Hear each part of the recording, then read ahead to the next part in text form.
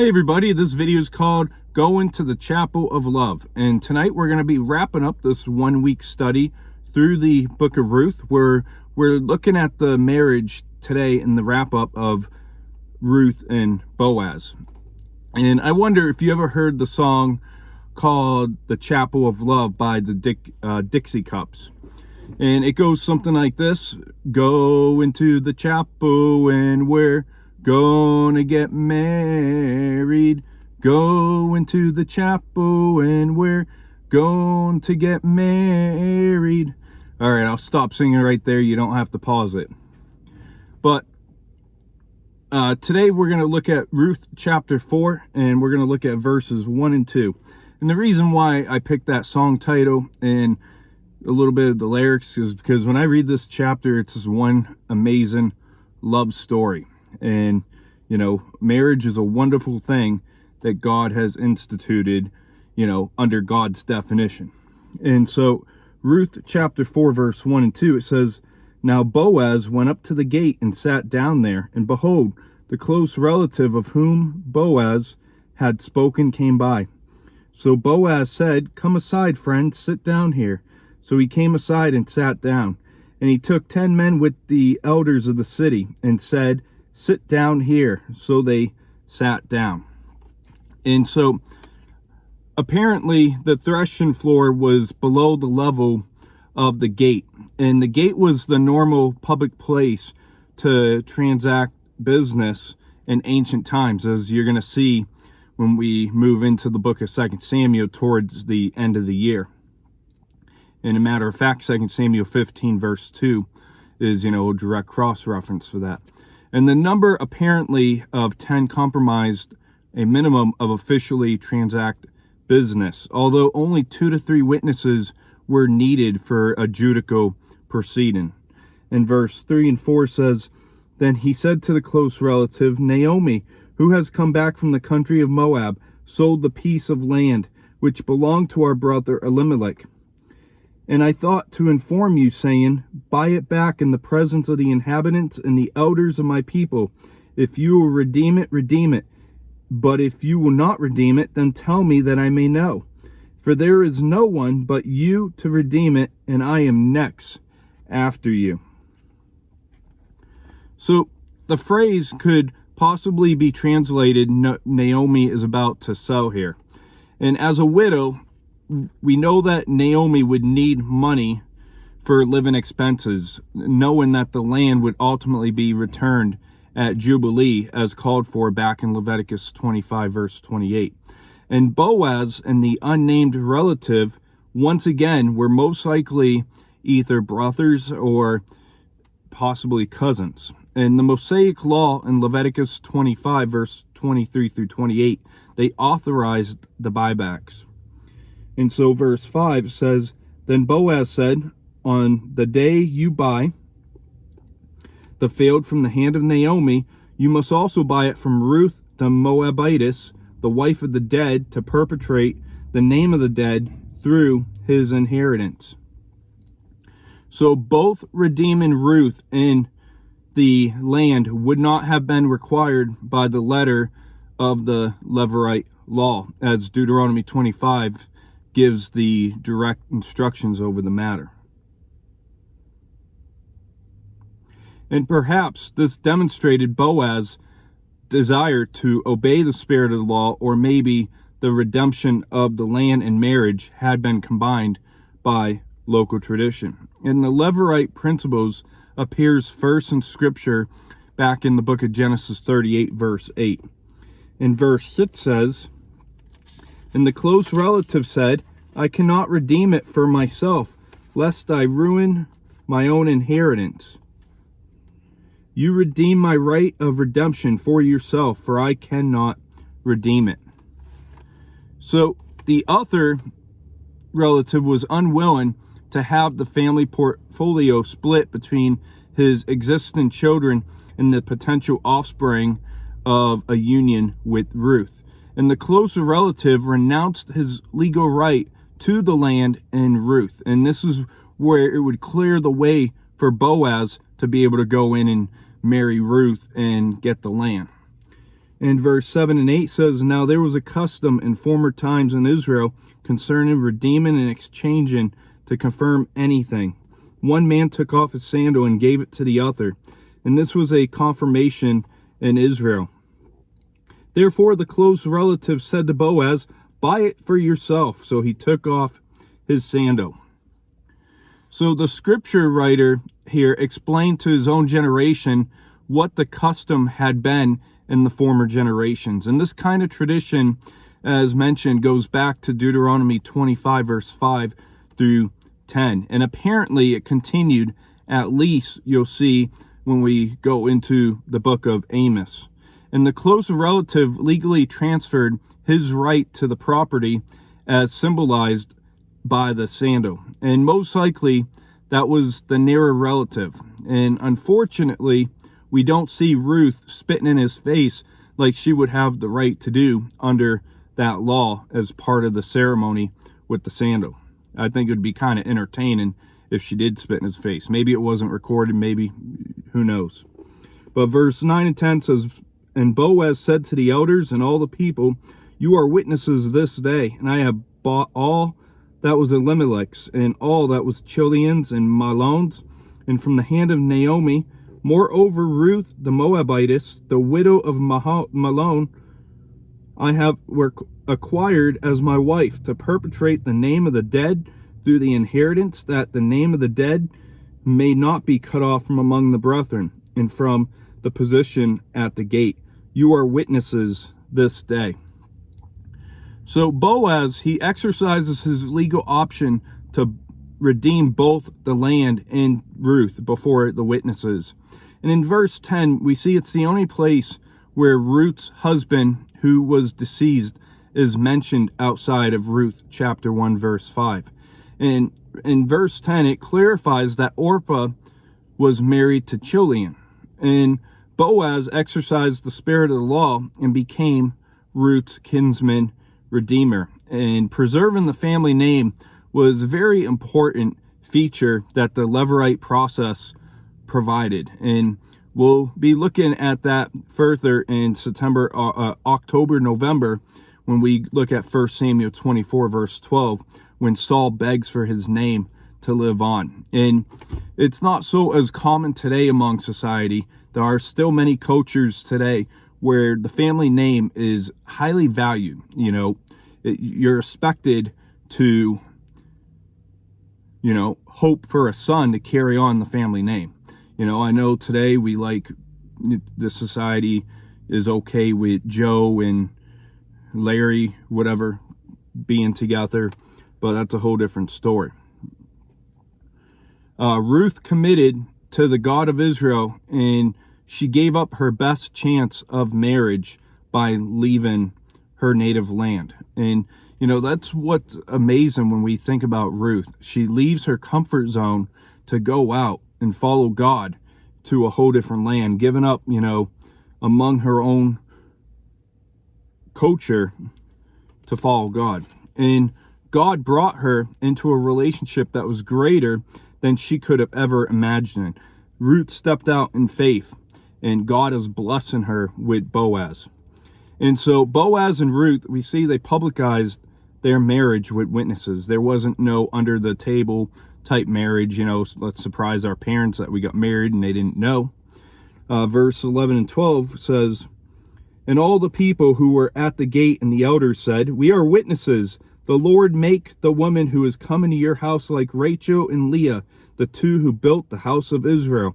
And you may prosper in Ephrathah and be famous in Bethlehem. May your house be like the house of Perez, whom Tamar bore to Judah, because of the offspring which the Lord will give you from this young woman. So we see the witnesses' affirmation signaled the strong approval of the city. And we go have like a throwback Thursday here with Rachel, the beloved wife of Jacob. She was buried nearby, as Genesis 35 verse 19 describes. And Leah was the mother of Judah, by Jacob their namesake descended, as Genesis 39 verse 25 speaks of.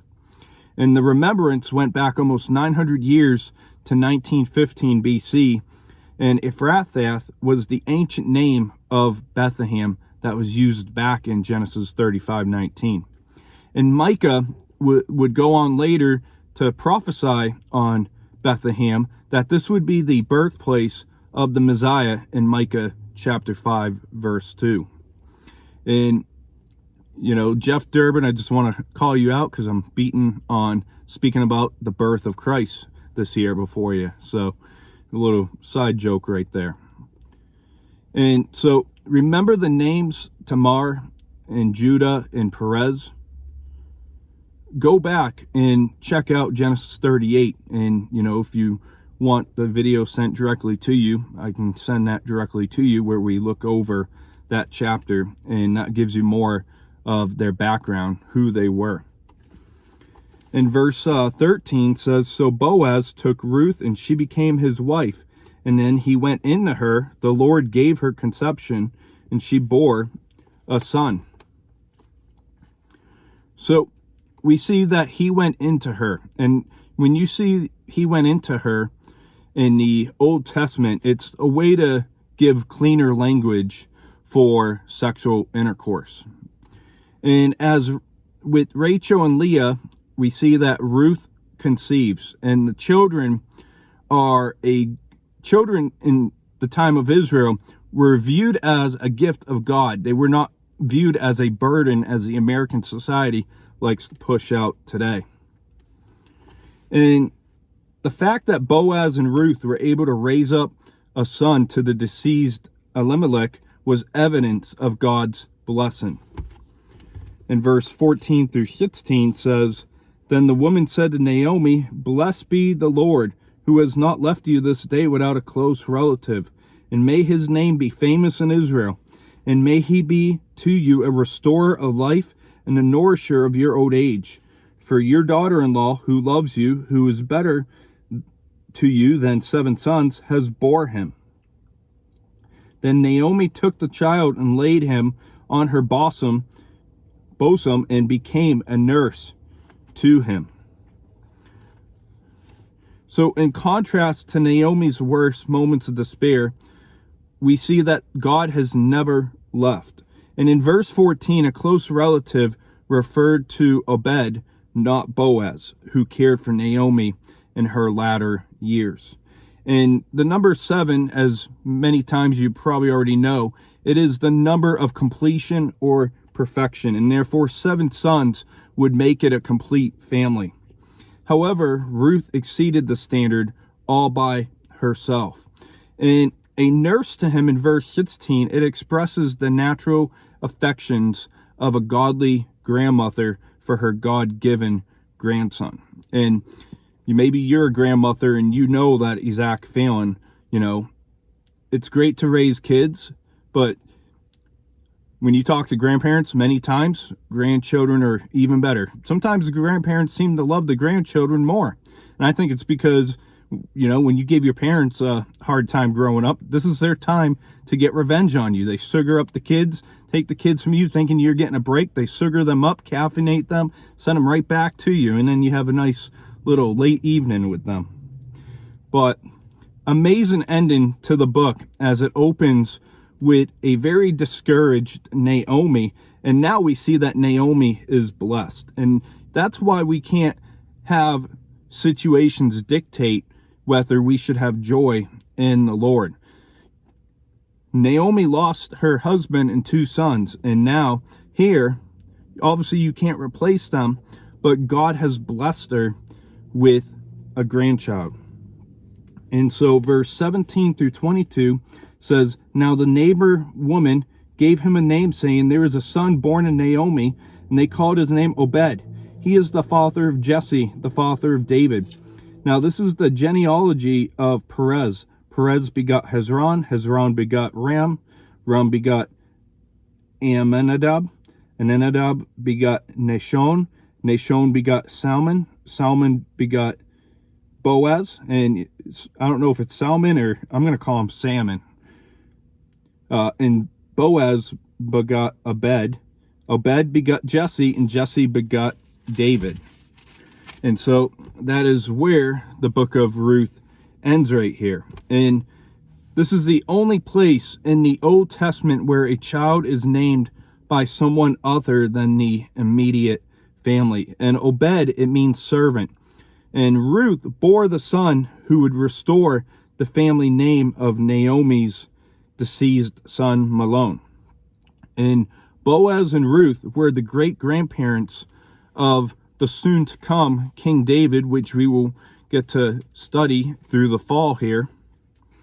And so we see that the book ends with the genealogy from Perez to David in the 9th centuries. In the first 5 generations, Perez to Nahshon, it covers the patriarch times to the wilderness wanderings in the Exodus. And the Salmon, whatever you want to call them, to David covers Joshua's lifetime and the time of the judges all the way to the monarchy in the book of Samuel's. And this genealogical compression by omission does not signify faulty records. Many times when people want to discredit the Bible, they'll go no further than the genealogies. And they'll be like, look, there's a contradiction in that part over verse to here. But because in Jewish customs, son can mean descendant. And the purpose of a family record wasn't necessarily to include every generation, but rather to establish the contestable succession by way of a more notable ancestors. And Amminadab is the father-in-law of Aaron, Moses' brother, that you see back in the book of Exodus 6:23. And it appears in 1 Chronicles 2:10 and is cited also in the genealogy of Jesus, which we're going to review in Matthew chapter 1, verse 4. And Nahshon was the leader of Judah in the Exodus, as seen in Numbers chapter 1, verse 7. And Salmon was the husband of Rahab, the prostitute. So we see that it's a pretty interesting genealogy. Many times genealogies can bore people. Many of us will just skim right through them. But, you know, if you actually take the time to study the genealogy of Jesus, to see the family that Jesus, you know, came through, you're going to see that it's an imperfect family. And so to wrap up here, we see that Boaz meets the nearer kinsman at the city gates. And we see that Boaz asked the nearer kinsman to redeem the land of Naomi and Elimelech. And we saw that Boaz informed the nearer kinsman of his duty to also redeem the descendants of Elimelech if he's going to redeem the property. And we saw the nearer kinsman decline his right of redemption toward the property and descendant of Elimelech. And we see the ceremony to document the proceedings take place with the custom of the sando and transactions. And as I made for commentary earlier, it's kind of sad we didn't get to see the woman spit in his face, because I think that would be more entertaining than the sando. But we saw Boaz's announcement to the elders and the people. And one nugget looking at the book of Ruth is we can know that God will bless those wanting to get married if they put him first, like Ruth did. And we see that Ruth forsook her comfort zone. And I do understand there is place in the New Testament that says marriage is not for everyone, and I get that. But, you know, for those who are going to get married, I believe that God has a spouse for you. And we see a public declaration of their marriage to be witnessed and registered among the land. And sometimes people wonder why they can't just get married one-on-one away from everybody else. And I believe that a marriage ceremony is important to nullify a marriage. And I believe marriage should also, as we see in the book of Ruth, be taken as a public witness and should be recognized among the authorities of the church, and registered with the government. And we looked at the blessing of the witnesses to the wedding. And we see shortly after Ruth and Boaz, they get together, they get married, and right as soon as they get married, it seems like they have a child. And we see that they have their child, and we wonder, could have been a honeymoon baby. But we see that Naomi is blessed as a result. And even though Naomi experienced the tragedies of losing her loved ones, we see that God's plan is perfect and filled with love, even when we don't see it at the time of the grief. And God knows what he is doing. And I want to go over to a verse that's a very popular verse among Christians. It's going to be in the book of Romans, chapter 8:28.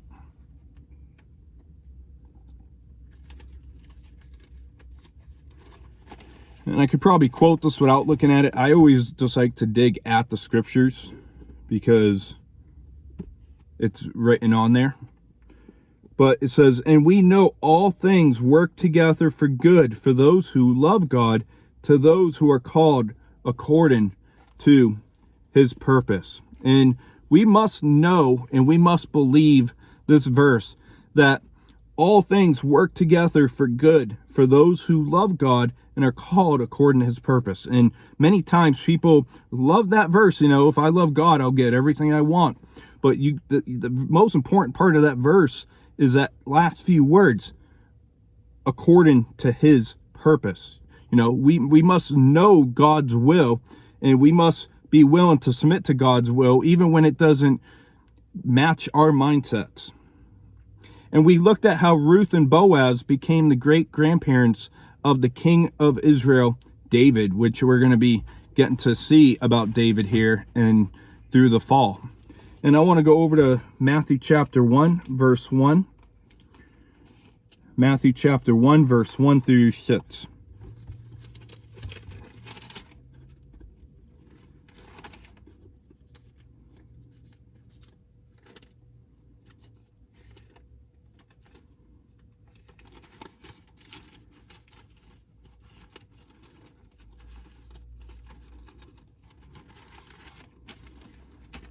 So the genealogy of Christ, Matthew 1:1, the book of the genealogy of Jesus Christ, the son of David, the son of Abraham. And as mentioned, the son means descendant. And Abraham begot Isaac, Isaac begot Jacob, Jacob begot Judah and his brothers. Judah begot Perez and Zerah by Tamar. Perez begot Hezron, Hezron begot Ram, Ram begot Aminadab, Aminadab begot Nahshon, Nahshon begot Salmon, Salmon begot Boaz by Rahab, Boaz begot Obed by Ruth, and Obed begot Jesse, and Jesse begot David the king. And as you go through, we see in verse 16 Jesus Christ is mentioned. So we see the family that Jesus was born through in the genealogy. And I want to go over to Luke chapter 2, because you can't talk about the birth of Christ without looking at Luke chapter 2. But we're not going to read the whole chapter for time purposes. But Luke chapter 2, verse 1 through 5, it says, and it came to pass in those days that a decree went out from Caesar Augustus that all the world should be registered. This census first took place while Quirinius was governing Syria. So all went to be registered, every one to his own city. Joseph also went up to Galilee, out of the city of Nazareth, into Judea, to the city of David, which is called Bethlehem, because he was of the house and lineage of David, to be registered with Mary, his betrothed wife, who was with child. So Mary and Joseph, we see that they go back to Bethlehem to register in the census of Augustus because of the family tree that they belong to, as Jesus was also born in Bethlehem. And Jesus isn't only in the book of Ruth because of genealogy, but he is pictured through the character of Boaz in the office of the kinsman redeemer. And Jesus added humanity to his eternal deity so he could become our kinsman to save us. And Jesus redeemed us out of our slavery of sin and death. And Jesus redeemed us not because of because of his own interests, but because of his great love for us. And Boaz took Ruth as his bride of Jesus, redeemed his church as the bride. And from eternity, God planned to bring Ruth and Boaz together and to make Bethlehem the entry for the coming of the Messiah. And I know the message may bring back a Christmas hymnal to your mind. I know Christmas hymnals start hitting the heads around this time of year. Oh, little town of Bethlehem. Do you know that song? You know, oh, little town of Bethlehem. I already tortured you in the very beginning, so go look it up if you don't know it. But I just want to thank you for joining this week in the book of Ruth. And we're going to be moving into a fall study next week, as we're going to look through the book of Samuel's to wrap up this year. So we're going to be in 1 Samuel next week. So I hope you have a great rest of your weekend. God bless, and we'll see you next week.